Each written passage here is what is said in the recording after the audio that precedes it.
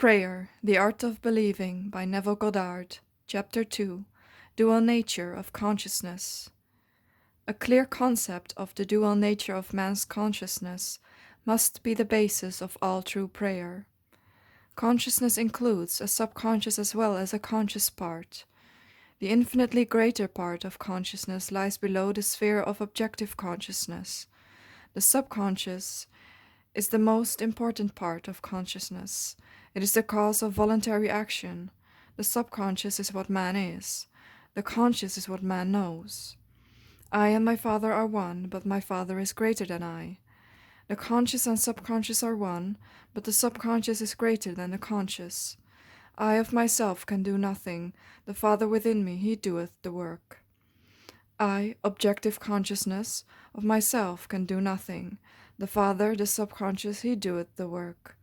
The subconscious is that in which everything is known, in which everything is possible, to which everything goes, from which everything comes, which belongs to all, to which all have access.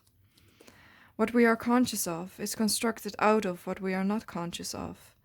Not only do our subconscious assumptions influence our behavior, but they also fashion the pattern of our objective existence. They alone have the power to say, "Let us make man, objective manifestations, in our image, after our likeness." The whole of creation is asleep within the deep of man, and is awakened to the objective existence by his subconscious assumptions.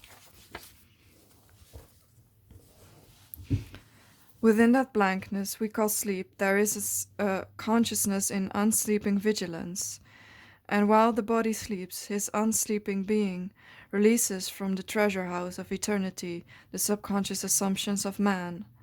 Prayer is the key which unlocks the infinite storehouse. "Prove me now herewith," saith the Lord of hosts, "if I will not open you the windows of heaven and pour you out a blessing, that there shall not be room enough to receive it."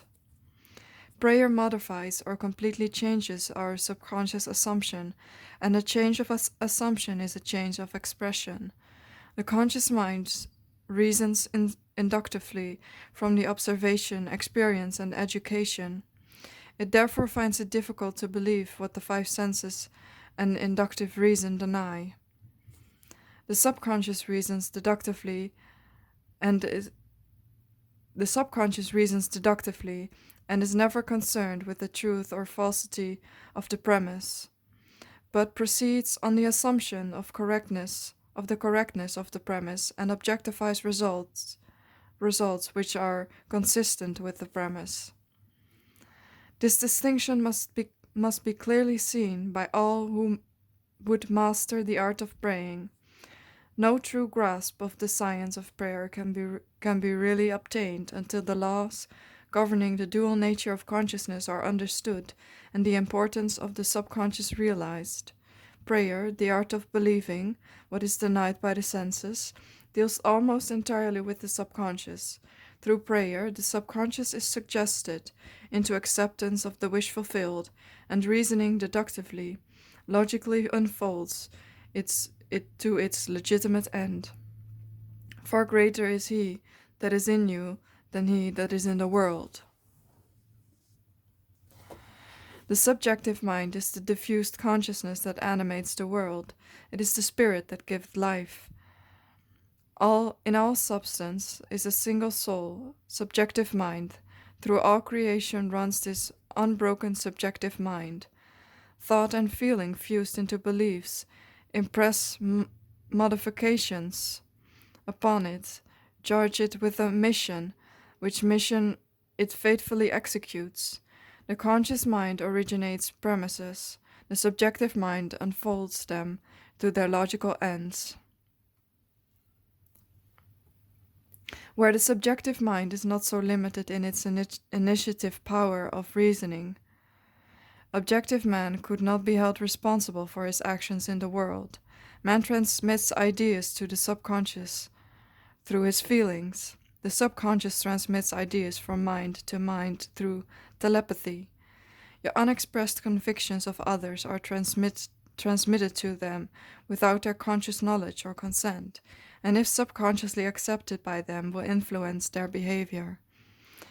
The only ideas they subconsciously reject are your ideas of them which they could not wish to be true of anyone. Whatever they could wish for others can but be believed of them, and by the law of belief which governs subjective reasoning, they are compelled to subjectively accept, and therefore objectively express, accordingly.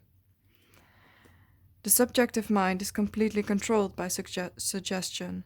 Ideas are best suggested when the objective mind is partly subjective, that is, when the objective senses are diminished or held by abeyance. This partly subjective state can best be described as controlled reverie, wherein the mind is passive but capable of functioning with absorption.